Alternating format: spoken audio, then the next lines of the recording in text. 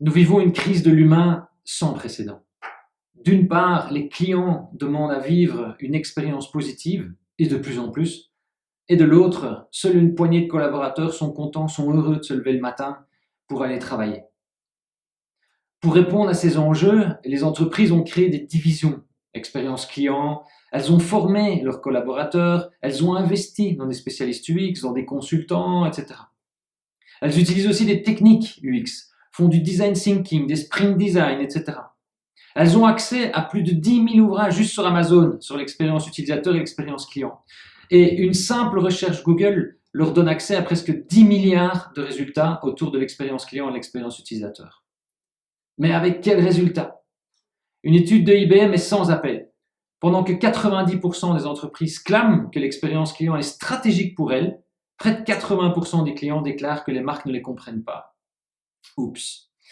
Alors que 69% des entreprises pensent offrir une expérience gratifiante à leurs clients, 51% de ceux-ci, la moitié, passent à la concurrence suite à de mauvaises expériences. Il est évident que le savoir et le nombre de techniques ne suffisent pas pour fournir une expérience client positive. D'autres facteurs sont en jeu. Mais lesquels et comment cela fonctionne? Je m'appelle Mark van Remenant et je suis l'auteur de Homo Sapiens, 300 millions d'expériences clients. Depuis plus de 30 ans, j'ai eu la chance de participer à de très nombreux projets, portés par des équipes très diverses, ayant généré, pour plus de 95% d'entre eux, des produits et des services qui ont été des réussites. Et ce qui me pousse chaque jour à faire le travail que je fais aujourd'hui et à enseigner aux entreprises comment créer des produits qui fonctionnent, c'est ma conviction profonde que demain, les entreprises n'ayant pas intégré concrètement les connaissances apportées par les neurosciences comportementales, seront les nouveaux analphabètes du business. Ce livre que je vous propose est une synthèse de plus de 2 décennies de pratiques de terrain et le fruit de la collecte et de l'analyse de centaines de travaux de recherche menés par de nombreux scientifiques. Il synthétise et vulgarise l'application concrète de ces recherches dans le monde des entreprises. Le livre est composé de 3 parties. Donc la première partie vous permettra d'actualiser vos connaissances sur la réalité biologique d'un client et plus largement d'un être humain grâce aux enseignements des neurosciences. Vous découvrirez que depuis des années, un paradigme erroné est en place au sein des entreprises. Ce virus qui est hyper tenace est à l'origine de la majorité des solutions ou des produits qui se soldent par des résultats mitigés ou des échecs, et malgré toutes les techniques qui sont utilisées. Je vous expliquerai de manière simple, mais pas simpliste, les grandes aires cérébrales du cerveau et l'impact sur la création de services ou de produits pour votre entreprise. Dans la seconde partie, je remettrai les pendules à l'heure sur ce qu'est une expérience et ses constituants. En effet, je vous démontrerai que 100% d'une expérience se passe dans le cerveau de vos clients et nulle part ailleurs. De sa naissance à sa mort, tous les Homo sapiens ne vivent que des expériences. Alors pensez qu'on peut en créer une est un leurre. Par contre, ce qui ne l'est pas, c'est de comprendre la grammaire cérébrale de vos clients et de l'appliquer lors de la création de services.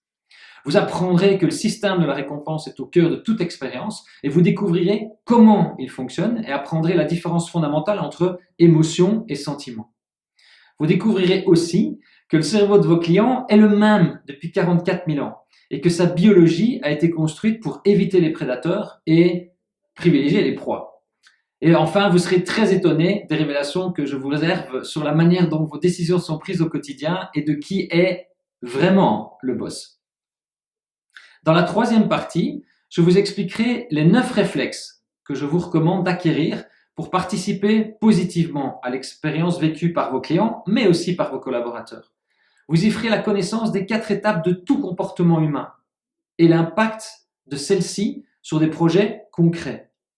Vous apprendrez pourquoi il est indispensable d'avoir une culture de l'être avant celle de l'avoir et l'impact de cette simple différence de verbe. Vous découvrirez aussi l'importance de travailler à partir du puzzle de vie des clients et pas le vôtre ou celui de vos collaborateurs. Vous apprendrez l'importance de privilégier l'intelligence naturelle et de bannir les évidences et les suppositions. Vous verrez aussi que pour réussir, il est important de décorréler les coûts de l'entreprise de l'attention de son management. Nous parlerons des premières pistes pour intégrer ces 9 réflexes dans une entreprise, mais c'est évident qu'avec 300 pages, il est impossible pour moi de résumer 300 000 heures de pratique.